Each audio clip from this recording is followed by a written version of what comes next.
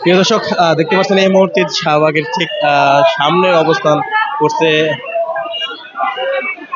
দেখতে পাচ্ছেন তাদের উপর কিন্তু পানি দেওয়া হয়েছে এবং তারা কিন্তু বিক্ষুব্ধ হয়ে গেছে এবং তারা কিন্তু বলছে যে তাদের দাবি না মানা পর্যন্ত তারা কিন্তু এখান থেকে যাবে না। দেখতে পাচ্ছেন তারা হাজার হাজার মানুষ এই মুহূর্তে কিন্তু শাহবাগে অবস্থান করছে এবং তাদের যে বর্তমান অবস্থা দেখতে পাচ্ছেন তারা কিন্তু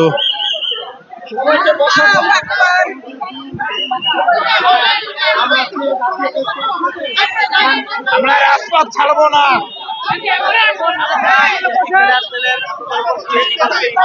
আমরা মাননীয় প্রধান উপদেষ্টার কার্যালয়ে শান্তিপূর্ণভাবে রওনা দিয়েছি স্মারকলিপি এবং দাবি আদায়ের জন্য, কিন্তু এই শাহবাগ মোড়ে পুলিশ আমাদেরকে অতর্কিতভাবে টিয়ার সেল পানি দিয়ে আমাদেরকে সবাইকে ভিজিয়ে দিয়েছে এবং আমার এক ভাইকে এমন ভাবে পিটানো হয়েছে মৃত্যু সজ্জায় এবং ককটেল ফুটানো হয়েছে। অনেক শিক্ষক ভাইয়েরা আমাদের অসুস্থ, অনেক বোনেরা শিক্ষিকা বোনেরা আমার অসুস্থ। আমি নিজেও 2টা বাড়ি খেয়েছি। এর বিচার আমরা মাননীয় প্রধান উপদেষ্টার কাছে ছেড়ে দিলাম, দেশের কাছে ছেড়ে দিলাম, জাতির কাছে ছেড়ে দিলাম। যে দেশের শিক্ষকরা রাস্তায় অবরোধ করতে হয়, যে দেশের শিক্ষকরা পুলিশের হাতে লাঞ্ছিত হয়, এর ধিক্কারের চেয়ে আমাদের আজকে মলন হয়েছে। আমরা বলতে চাই, হয় আমাদের আজকে দাবি পূরণ হবে, নইলে আমরা রাস্তায় সবাই আত্মহত্যা করব, নইলে আমাদেরকে গুলি করে মারতে হবে, না হলে আমরা এই রাস্তা থেকে উঠবো না।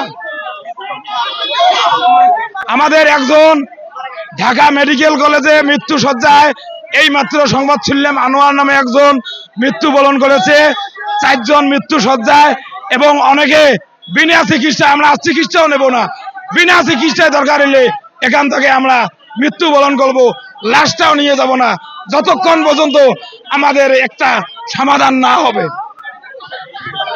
দর্শক, আপনারা শুনতে পাচ্ছেন যে তাদের যে কথা, তারা যে বলছে যে তারা কিন্তু জানাচ্ছে যে এই মুহূর্তে একজন মারা গিয়েছে এবং এখনো 4 জন কিন্তু আশঙ্কাজনকভাবে অবস্থান করছে এবং অনেকে কিন্তু আহত হয়েছে। তারা বলছে তাদের দাবি না মানা পর্যন্ত তারা এখানে অবস্থান নেবে এবং যত ধরনের বিপদ পবিত হোক না কেন তারা কিন্তু এই জায়গায় ছাড়বে না। দেখতে পাচ্ছেন ইতিমধ্যে কিন্তু দর্শক হাজার হাজার মানুষ এই মুহূর্তে এখানে কিন্তু অবস্থান করছে এবং তারা কিন্তু আমরা এর মধ্যে কিন্তু দেখতে পাচ্ছি যে অনেক মানুষ কিন্তু অসুস্থ হয়ে পড়েছে এবং তারা কিন্তু যে তাদের দাবি, সেই দাবি কিন্তু মেনে নেওয়ার জন্য কিন্তু দেখতে পাচ্ছেন দর্শক তারা কিন্তু শাহবাগ অভিমুখী হয়ে তারা কিন্তু যমুনার দিকে যাচ্ছিল, উপদেষ্টা আর বাসভবনের দিকে। এবং দেখতে পাচ্ছেন সেখানে কিন্তু তারা পুলিশের যে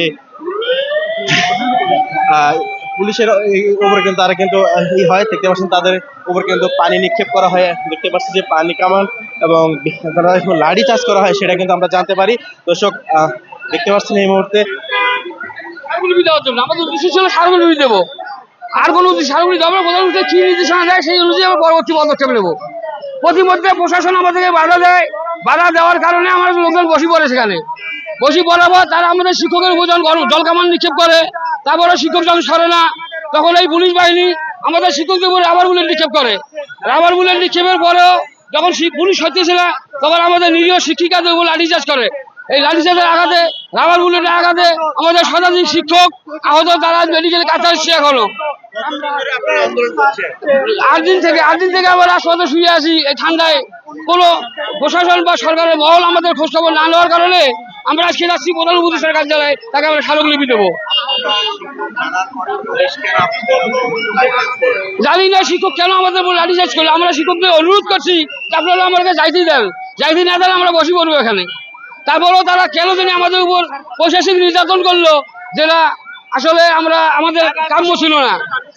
জায়গায় বসে পড়ার পর আমাদের এখানে প্রেস ক্লাবের সামনে দীর্ঘ 8 দিন যাবৎ রাত যাপন করতেছি খোলা আকাশের তলে।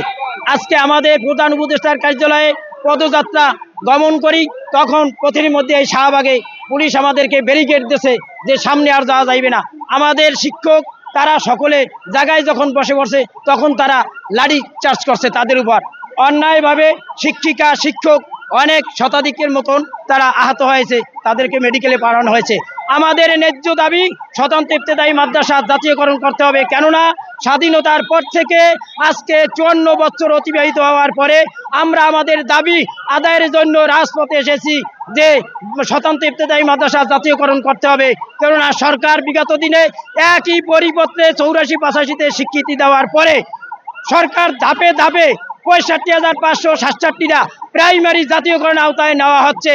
আর আমাদের ধর্মীয় প্রতিষ্ঠান প্রাথমিক শিক্ষা শিশু থেকে পঞ্চম শ্রেণী পর্যন্ত একই পাঠদান করা হয় স্কুলে আর মাদ্রাসায়, কিন্তু আমাদের এই স্বতন্ত্র ইবতেদায়ী মাদ্রাসা বেতন ভাতার আওতায় নেওয়া হয় নাই অদ্যাবধি পর্যন্ত। আমরা সরকারের কাছে দাবি যে আমাদের স্বতন্ত্র ইবতেদায়ী মাদ্রাসা জাতীয়করণ করা হোক, নচেত আমরা একজন শিক্ষকও যাব না, মরছে আরো মরবে।